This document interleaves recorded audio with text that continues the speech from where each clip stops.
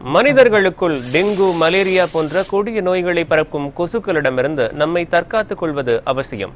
ஒரு சாதாரண கொசுவால் என்ன செய்துவிட முடியும் என நினைக்கும் நமக்கு அதன் ஆபத்தை உணர்த்துகிறது இந்த செய்தி தொகுப்பு.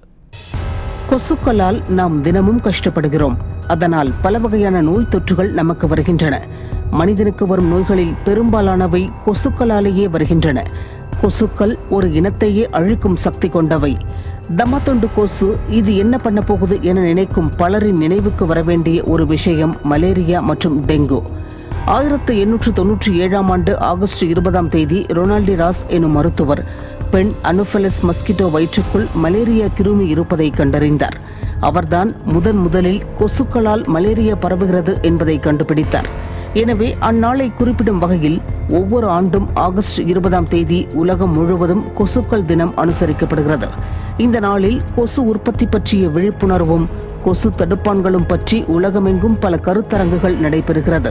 உலக சுகாதார அமைப்பின் அறிக்கைப்படி மலேரியா, டெங்கு, ஜிகா, சிக்கன்குனியா மற்றும் மஞ்சள் காமாலை நோய்களால் ஆண்டுக்கு 7 லட்சம் இறப்புகள் நிகழ்கின்றன. இதில் 90% கொசுக்களால் பரவுகிறது. கொசுக்கள் அதன் ரகத்தை பொறுத்து குறைந்தது 2 மில்லிமீட்டரிலிருந்து 10 மில்லிமீட்டர் வரை வளரக்கூடியது. பெண் கொசுக்களே இனப்பெருக்கம் செய்து முட்டையிடும். மேலும் அவையே ஒருவரிடம் இரத்தத்தை உறிஞ்சி மற்றவர்களிடமும் இரத்தத்தை உறிஞ்சும் போது நோய் பரவுகிறது. பின்னர் அவை அருகில் சுத்தமான நீர் இருந்தால் அங்கே சென்று முட்டையிட்டு குஞ்சு பொரிக்கும். மேலும் பெண் கொசுக்கள் சில வாரங்கள் முதல் 1 மாத காலம் வரை வாழும். இதுவே ஆண் கொசுக்கள் இனப்பெருக்கம் செய்த பின் ஓரிரு நாட்கள் முதல் 1 வாரம் மட்டுமே உயிர் வாழும். இது ஆச்சரியமூட்டும் விஷயம்.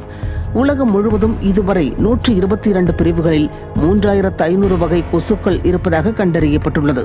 கண்டுபிடித்தது கையளவு, கண்டுபிடிக்காதவை உலகளவு.